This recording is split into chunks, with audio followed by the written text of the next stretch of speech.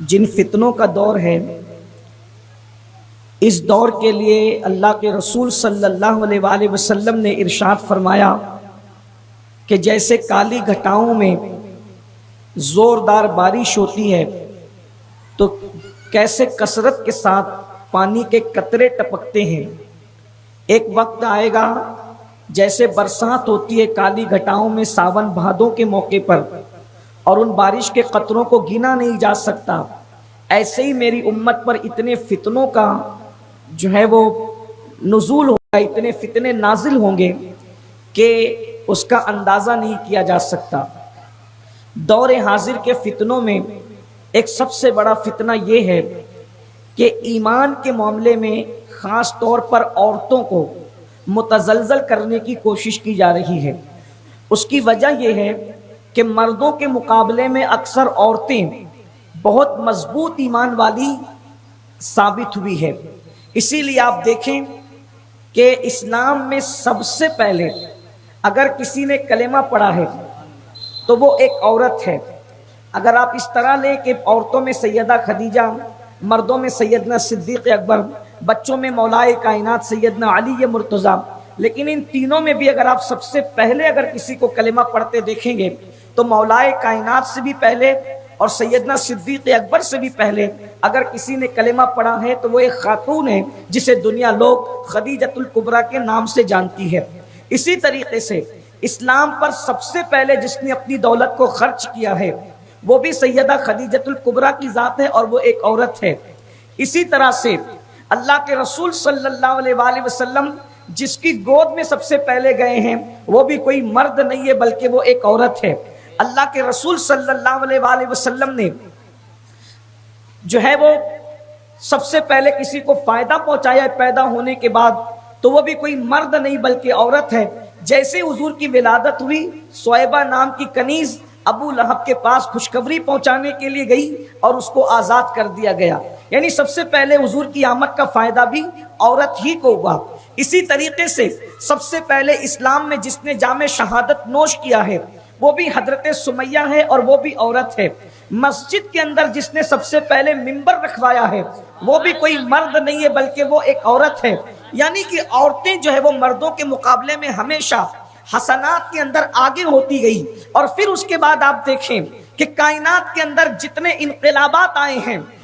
خواتین نے انقلاب تو پیدا نہیں کیا لیکن جتنے انقلابی لوگ تھے ان سب کو تیار کر کے کھڑا کرنے والی اگر کوئی ذات ہے تو وہ خواتین اسلام کی ذات ہے، عورتوں کی ذات ہے۔ میرے پیارے آقا صلی اللہ علیہ وآلہ وسلم کی کنیزوں، کون نہیں جانتا کہ اللہ اکبر امام حسین کی استقامت جو کربلا کے اندر ہے، یقین جانے ہم اس بات کو ببانگ دوہل کہہ چکے ہیں، کہتے بھی ہیں، اگر سیدہ فاطمہ جیسی ماں تربیت کے لیے میسر نہ آتی تو امام علی مقام کا یہ کردار جو لوگوں نے دیکھا ہے وہ کہاں میسر آتا۔ اسی طریقے سے اللہ اکبر جب پورا خاندان ختم ہو گیا ہے اور کوئی مردوں میں قائد نہیں بچا ہے تو جو خاتون پورے قافلے کو کربلا سے بصحیح سلامت آبرو کی حفاظت کے ساتھ، عزت کی حفاظت کے ساتھ، طہارت کی حفاظت کے ساتھ، بلکہ امامت کو بھی محفوظ کر کے اگر مدینہ منورہ تک کوئی لانے کا فریضہ انجام دیتا ہے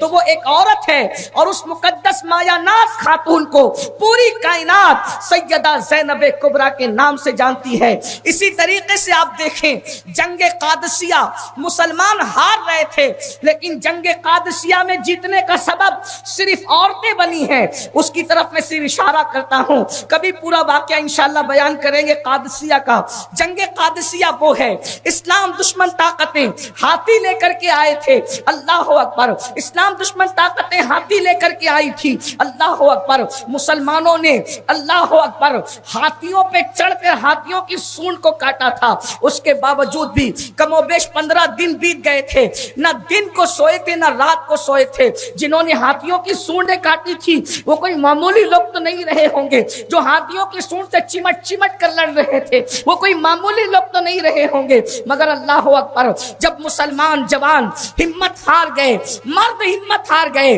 تو ایک خاتون اللہ اکبر اس نے ساری عورتوں سے میٹنگ کی، اور میٹنگ کرنے کے بعد کہا ہمارے شوہر اب نیند کے غلبے میں ہیں، ہمت ہار رہے ہیں، چلو انہیں حوصلہ دیں۔ اور اس کے بعد پھر وہ ساری خواتین کو لے کر کے وہ خاتون پہنچی، اور پہنچنے کے بعد انہوں نے پتھر کو جو ہے ایک ساتھ جمع کر لیا، اور مردوں کو کہا فوج کو یہ دیکھ رہے ہیں پتھروں کا ڈھیر یہ کس کے لیے ہے؟ مردوں نے پوچھا تھا یہ پتھروں کا ڈھیر کس کے لیے ہے؟ تو اس وقت انہوں نے کہا تھا یہ دشمن کے لیے نہیں ہے، یہ تم لوگوں کے لیے ہے۔ اگر تم لوگ شکست کھا کے واپس آؤ گے، ادھر سے دشمن کی تلواریں چلے گی، ادھر سے ہمارے پتھر چلیں گے، اور تمہیں مار دیا جائے گا، اور جو زندہ بچ کر کے آئے گا وہ اپنی بیوی کو کبھی زندگی میں ہاتھ لگا نہیں سکے گا۔ اگر بیوی اور کامیابی چاہتے ہو یا تو مر جاؤ یا تو فتح یاب ہو جاؤ۔ اور اس کے بعد جب عورتوں کی طرف سے یہ حوصلہ ملا، اور ایک خاتون نے جن کا یہاں نام میں نہیں لے رہا ہوں، اللہ اکبر، اس خاتون نے کہا تھا اور اگر تم نامردی کا مظاہرہ کرو گے تو پھر ہمیں اجازت دو، ہم جا کر کے لڑیں گے اور بتائیں گے کہ اسلام کی بیٹیوں کے اندر کتنا بہادر دل رکھا گیا ہے۔ جب یہ تقریر سنی گئی اور یہ حالات ہوئے، مسلمان شیروں کی طرح پلٹے ہیں، اور اللہ نے مسلمانوں کو فتح و نصرت عطا فرمائی ہے۔ اس سے عورتوں کا معاملہ پتہ چلتا ہے۔ جنگ بدر میں عورتوں کی قربانیاں، جنگ احد میں عورتوں کی قربانیاں، جنگ حنین میں عورتوں کی قربانیاں، جنگ خندق میں عورتوں کی قربانیاں، یہ ایک الگ سا عنوان ہے۔ جتنے بھی انقلابی کائنات میں آئے ہیں وہ سب کے سب جو ہے اللہ اکبر کسی نہ کسی عورت کا نتیجہ ہے۔ آج بھی کائنات کے اندر اگر کوئی اچھی نعت پڑھ رہا ہے تو وہاں بھی کسی عورت کا نتیجہ ہے۔ کسی ماں نے کسی بچے کو لوریوں میں نعت سنائی ہوگی، تب کہیں جا کر کے بچے بڑے ہو کر کے نعت گنگناتے ہیں۔ اللہ اکبر۔ اسی طرح یاد رکھیں اگر کوئی اچھی گفتگو کر رہا ہے تو کسی ماں نے بٹھا کر بچے کو اچھی نصیحت کی ہوگی، تب کہیں جا کر اس کی زبان پر قیمتی جملے جاری ہوئے ہیں۔ ہر ترقی کے پیچھے کسی نہ کسی عورت کا ہاتھ ہے،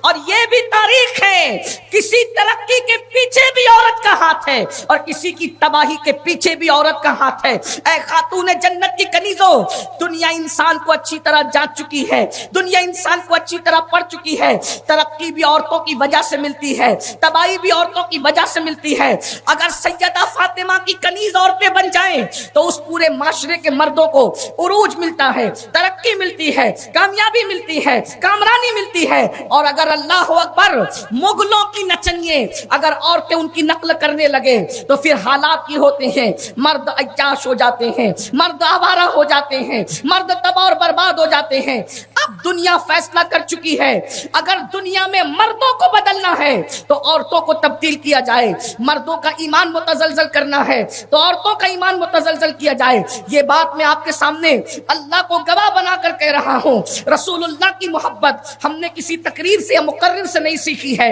کربلا والوں کی محبت ہمیں کہیں تقریر سے نہیں سننے کو ملی ہے، تقریروں سے اضافہ ضرور ہوا ہے، لیکن پہلی محبت جو رسول اللہ کی پیدا ہوئی، کربلا والوں کی جو محبت پیدا ہوئی، یا علی اور یا حسین کہنے کا جذبہ، یا غوث المدد کہنے کا جذبہ، یا خواجہ اور دمدار بیڑا پار، یا فرید کہنے کا جذبہ ہم نے کسی تقریر میں جا کر نہیں سیکھا، ہمیں ہمارے گھر کی یا تو ماں نے سکھایا یا تو ہماری دادی نے سکھایا۔ اللہ اکبر۔ اور یاد رکھنا مقرروں کو ہم شک کی نگاہ سے دیکھ سکتے ہیں، کبھی ماں کو، کبھی بہن کو، کبھی دادی کو، کبھی نانی کو انسان شک کی نظر سے نہیں دیکھ سکتا۔ اسی لیے تو لوگ نعرے حالات اور وقت کے حساب سے بدل دیتے ہیں، لیکن جو ماؤں کی گود سے سیکھے ہوئے نعرے ہیں، جو دادی کی گود سے سیکھے ہوئے نعرے ہیں، جو جھولوں میں جھولتے ہوئے سیکھے ہوئے نعرے ہیں، آج بھی بچے اس کو فراموش نہیں کرتے اور نہ کر سکتے ہیں۔ درجنوں تحریکیں اٹھی، یا غوث کہنا شرک ہے، شرک کہنے والے مر گئے، ان کے نام مٹ گئے، ان کی قبروں کا نشان مٹ گئے، لیکن یا غوث کا نعرہ اس لیے نہ مٹ سکا کہ یہ تقریروں سے نہیں پھیلا بلکہ ماؤں کے جذبے سے پھیلا، دادیوں سے پھیلا، بہنوں سے پھیلا۔ تو یہ گھروں کی تربیت کا نتیجہ ہے۔ ہم نے یہ ساری چیزیں تو دنیا چاہتی ہے انسان کو بدلنا، مردوں کو بدلنا،